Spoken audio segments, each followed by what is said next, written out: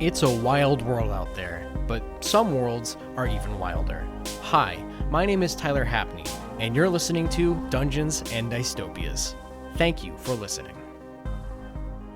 Hello and welcome to yet another episode of Dungeons and Dystopias. I'm your game master and host, Tyler Hapney. I have run hundreds of sessions of Cyberpunk RED and Dungeons and Dragons combined, and this podcast is a way for me to reconcile my thoughts on both of those systems. Today, we're going to be talking a little bit more about Cyberpunk RED. And today I figured we'd go in a little bit more about some of the different vehicles you can own within the system. Obviously, there are a ton of vehicles in Cyberpunk RED, and to cover them all in 20 minutes would, I personally think, pretty much be impossible. So right now, I think we're going to go over kind of the different types of vehicles and maybe a few from each. That should be able to get us where we need to go. All right, so without further ado, we're going to kind of get into this, and I want to start out by talking about AVs. What are AVs? Well, AVs are the sort of a cyberpunk kind of flying, I guess like a flying police van, police truck. Maybe you can even call it a flying ambulance, depending on what kind of AV you're using. But it is essentially propelled with hover jets, and it's a large object in which a lot of people could presumably fit. Now, the most common places you're going to see AVs are used by trauma team, used by corporations maybe to transport things, or, maybe even a corporation raining hellfire down upon you with a bunch of armored dudes firing assault rifles from the edge of an AV, which is, something that is somewhat common in Night City. So, it is also extremely tough to shoot down an AV unless you've got like a couple rocket launchers laying around. So, those 4 armored guys shooting at you from an AV, they're a pretty decent threat. One of my favorite AVs, and this is technically an AV, would be the dreaded Punk Knot. And what is the Punk Knot? Well, it's from a DLC, and the Punk Knot is essentially, it's a ground-based AV, so I don't think this thing can fly, but it is propelled with hover jets, and it is the size of a bus. And the idea behind a Punk Knot is it's something that gangs, or even your crew, your players, could put together over the course of a good while and get the parts together, and presumably, if they're able to actually build it and get it going, this thing becomes a tank, really, honestly. It just becomes an absolute beast that you can pretty much drive through any gang territory, or, if you're trying to bring down a wall, Punk Knot would do great for that. But really, honestly, I mean, Punk Knots are, they're really just one-time weapons that are meant to deal a lot of damage on behalf of a certain gang or a group or what have you. It takes a lot to build, but, I mean, it's worth it in the end. So building a Punk Knot requires 10 people, and at least one of them has to be a tech. At that point, the tech, once it has been assembled, the tech will make a land vehicle skill check, or tech skill check. If they fail, guess what? Punk Knot's completely unusable. You guys just wasted a ton of time. But hey, if you are able to do it, here's the fun part. Basic Punk Knot, which is nothing but the core, has 60 stopping power, 20 seats, 15 move, and 60 miles per hour narrative speed, which is, 15 move is crazy. It is absolutely insane amount of speed on that. Really, you're going to be able to go fast, and you can get, armor, up to SP13, you can get NOS, you can get, extra chassis, which adds 20 structural damage points. You get the idea. Punk Knot's great. For a regular AV, I'd look towards something like the AV9, which is kind of your classic AV for Cyberpunk RED. The AV4 is even more of a classic AV. If you really want to know what an AV looks like, just play the first 20 or so minutes of Cyberpunk RED. You will see a Trauma Team AV pretty much in that first kind of apartment mission when they come to pick up Sandra Dorset. Yeah, I mean, they're kind of like, in my opinion, some of the most cyberpunk vehicles out there because they look totalitarian, kind of depressing, maybe a little authoritative, and usually they're, preceded by a bunch of guys with guns ordering you around to do something, or trying to arrest you, or trying to kidnap you. Generally, if you see an AV and it is landing near you, it's probably not a great sign. It could be, something corporate, could be something law related. It could even be a gang who managed to get a hold of an AV. But either way, AVs are scary, and if one's pulling up on you, you best be ready for some crazy stuff to happen. All right, next up is our typical aircraft. I mean, you get the idea. There's planes, there's helicopters, just a lot of stuff there. But the one I want to talk about specifically is the gyrocopter, which is kind of your cheapest helicopter option, in all honesty. It only costs technically $20,000 to get a gyrocopter. I guess I should bring that back. It's not the cheapest. There is, in fact, one thing I believe that is a little cheaper, and that would be the Tansen bellhop, which is kind of like a gyrocopter on its own. But a gyrocopter is a one-person helicopter, and they are very, very fun to use for enemies. If you give them, like, mounted machine guns or something, they can really cause a lot of damage on gyrocopters. And pushing into gyrocopters, let's talk about the Tansen bellhop. The Tansen bellhop is a vehicle that can fit, I'm not kidding you, into a suitcase. It like transforms into a full foldable out suitcase. And when you unfold the car, it's a gyrocopter, so it's a one-seater with like a joystick, and it's got propellers. And it's really honestly just a chair with a helicopter blade strapped to it. And I love the Tansen bellhop so much. I've used it in the past for, like, the bozos were attacking a concert, and I strapped all of them into a bunch of Tansen bellhops that they stole, and, put machine guns and stuff on it, and they just started raining hell upon my players. And it really worked out because it was cool when they'd shoot the clowns out of the sky, the bellhops would fall too, and so you'd have to find out, hey, where does it land? Is it going to be near any players? Stuff like that. So really, for DMs, if you're looking to have an interesting kind of combat scenario, just put a bunch of enemies in Tansen bellhops. See what happens. I mean, give them the sort of verticality, but also that added little extra tension of, hey, where's their helicopter going to land? Fun times. We're going to talk about boats now. Boats. Don't you love boats? To be honest with you, I haven't used a ton of boats in my Cyberpunk RED campaigns. I mean, for the most part I have, but I haven't used any specific boats. I mean, shit, let's talk about Otek and Sino, because they both have present boats here, and obviously we have discussed the Fourth Corporate War and how important Otek and Sino was to that, but it does appear that both of them have submarines. The Otek offers the Hammerhead multi-purpose mini sub, whereas Sino is the relaxed cargo sub. I'm not particularly positive on. I guess the Sino sub is a little bit bigger. It's a crew of 6 to 36, whereas the Otek sub is 3 to 8 people.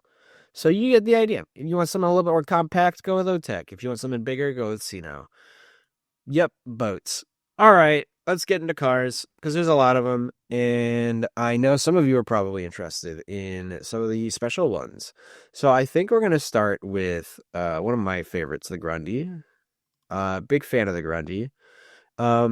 It is a car, an older car, but it has been obviously updated and modified as part of the Nomad Access Pool system. And the biggest part that is modified is the fact that this thing comes with a combat plow attached to it, which means you can ram into cars and push them out of the way and not really feel too much remorse or consequences to your actions compared to what you're doing to everyone else. It also comes armored already, and I believe with an extra thick chassis, with 70 structural damage points and 13 armor. That would tell me it is upgraded, at least in those two capacities. Another favorite of mine is the Militech Gorgon security van. I mean, really, honestly, the only reason it's my favorite is because it is just your average kind of armored corporate van that you can load a bunch of guys into and have them show up on any scene and start trying to, push their weight around. But it's also, I mean, it's just a really cool looking car, in my opinion. I can't obviously show it to you, but if you look up the Militech Gorgon, you'll see it really does look like the epitome of a cyberpunk police van, or a cyberpunk armored van. And that's just really, really cool. This one has 50 structural damage points and 13 stopping power with a total of 6 seats, which means you can fit a whole lot of people in there. At least 5 people and a driver if you're really trying to amp up the danger on your characters, I guess.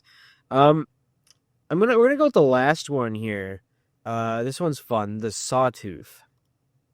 What is the Sawtooth? Well, the Sawtooth is a luxury car with bulletproof glass, NOS, a combat plow, and 3 onboard machine guns and an onboard melee weapon. So as you might be able to realize, that's a lot right there. There's a lot going on there. That's 3 machine guns and a melee weapon, plus a combat plow, which we've already talked about, the Grundy, and bulletproof glass and NOS, which means this thing is not going to be taking a ton of damage. Well, I guess you're not going to get shot through the window. In terms of damage, actually, this thing only has 33 stopping power. So you best not get hit in it a ton or get shot at it a ton, or else that car might wind up getting disabled. We also have, this one's fun. This is from the Halloween Scream Sheets, but there is also a souped up hearse vehicle, specifically, which I think is fun. It's a hearse with like NOS and armor and stuff like that. You get the idea. All right. Motorcycles. Boy, oh boy. I want to talk about the Harvey, because I personally like the Harvey. You know what? We'll talk about Harvey and Harriet. So Harvey and Harriet are counterparts to each other. One is the Harvey, that's the male version. The Harriet is technically the feminine version. So Harvey, the Harvey 100, is a motorbike, of course. And it's like your typical Harley kind of ride. There's not a ton going on there. However, it does have an alternate version called the Harvey Merc, which is the same thing as the Harvey, only guess what? It has an onboard machine gun and an onboard rocket pod. That's right, you can fire rockets from this bike, man. That's awesome. And I mean, it's Nomad Access. It is a Nomad Access vehicle, which means you can, as a Nomad, start with the Harvey Merc. I'm almost positive. Maybe not. I don't know. I have to actually check Black Chrome. That might be a little higher on the Nomad Access scale. But still, it does mean as a Nomad, you can get the Americar Harvey Merc and probably not have to pay the $30,000 it costs normally. Now, the Harriet is the same thing as the Harvey, only it has saddlebags and it looks a bit sleeker, a bit more nice. But those 3 bikes in general are, in my opinion, some of the favorite in terms of like bikes we're getting. And then we have, of course, our more unique vehicles.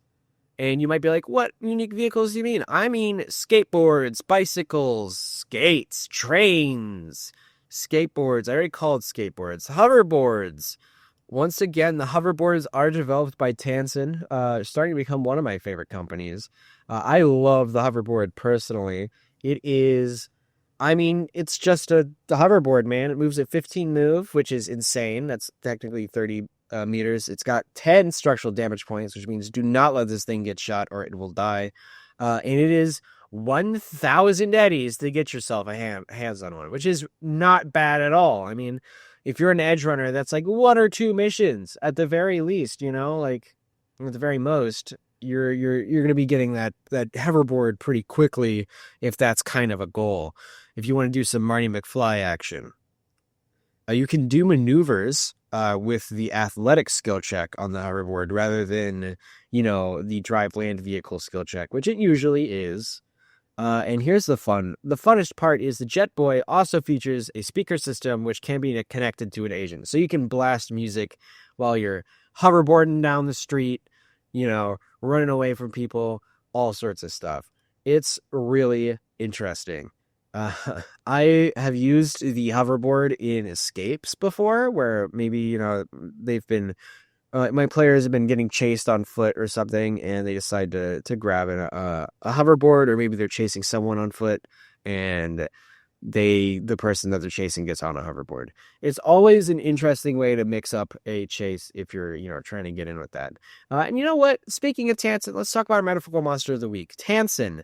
Yeah, that's it. We're just going to go straight into it. We're going to talk about Tansen. Tansen is a Korean company.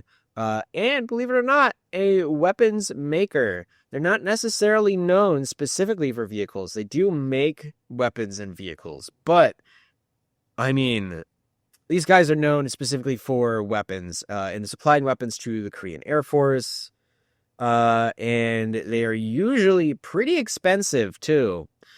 We don't have any Tansen guns, specifically that I can name in Cyberpunk RED. However, it is the background of the group that they are, in fact, making weapons as their kind of primary motive, and now they're trying to expand outwards into vehicles, which is pretty similar to what Zeta Tech is doing, I guess. There is a lot of hostile takeovers connected to Tansen. They're not necessarily a nice corporation.